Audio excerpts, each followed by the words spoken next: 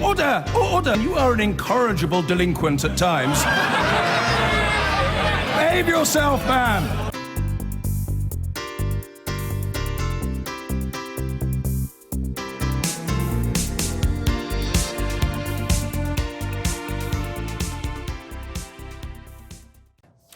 Now, if you thought Volkswagen had fixed its toxic emissions scandal, it seems their solution may not be the end of the matter.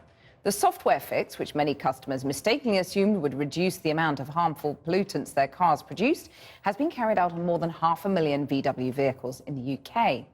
Now, over 40,000 owners have joined a class action lawsuit claiming that the fix has actually damaged vehicles, making some of them potentially dangerous to drive. Here's our science editor, Tom Clark. I was coming down this slip road over there. I was about 20, just accelerating to meet the traffic that was travelling at 60, 65 miles an hour.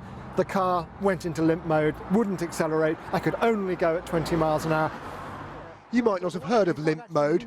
It's a safety feature in many modern cars to protect the engine if something goes seriously wrong.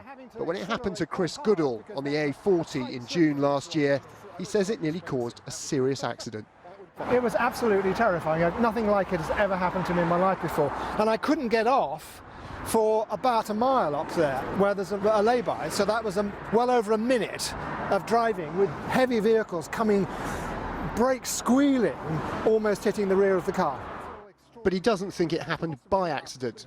He just got his VW Polo back from the dealership where it had been installed with the software fix issued by Volkswagen in response to the Dieselgate scandal. I can never be sure, because these things do happen on cars anyway. But this is a very unusual problem, according to Volkswagen, and lots of other people appear to have had it after they've had the fix. In other words, there's a very good correlation between this very significant problem and having had the fix. His experience prompted him to join 41,000 other UK owners of cars made by VW Group in a class action lawsuit against the company over Dieselgate.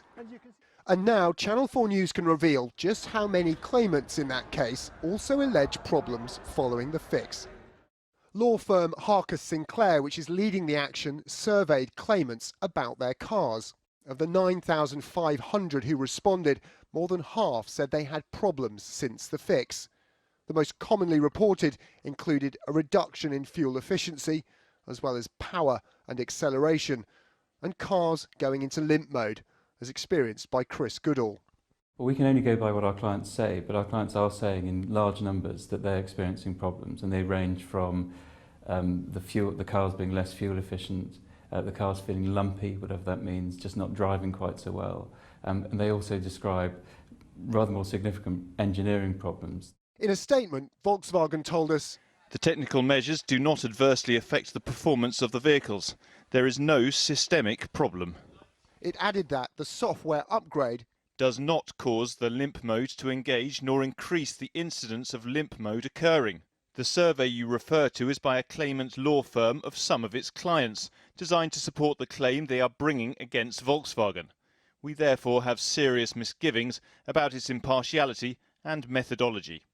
The Dieselgate scandal occurred when VW in the United States was found to have used illegal software to mislead official regulatory tests on harmful diesel emissions like nitrogen oxides or NOx. The software fix here in Europe is designed to make vehicles compliant with official tests here and was approved by regulators in Germany. If, as a VW customer, you thought the fix would improve the amount of pollution your car produces on the road, you were wrong. Channel 4 News has seen documents that show the fix makes little or no difference to NOx emissions in on-road tests. This email, obtained by Greenpeace and German broadcaster ZDF and shown to Channel 4 News, is correspondence between VW engineers and the KBA, Germany's auto regulator. It describes how a system that controls NOx emissions under normal driving conditions remains unchanged before and after the fix. So to be clear, that much heralded fix doesn't make your car any cleaner. It simply makes it comply with regulations that don't even apply on the road.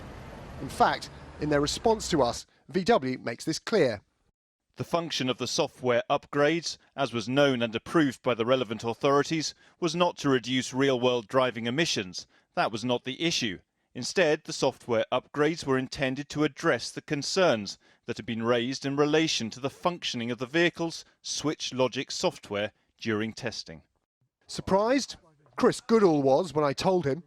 You've made me feel very naive. I assumed that the whole purpose of the fix was to reduce the NOx pollution from this car so that I could drive feeling less guilty.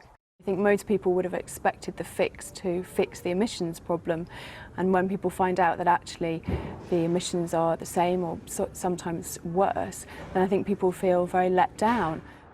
So far, VW has completed the software update on more than 700,000 affected Volkswagens, Audis, Seats and Skodas on UK roads.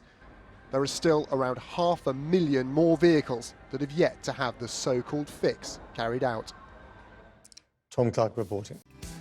I've been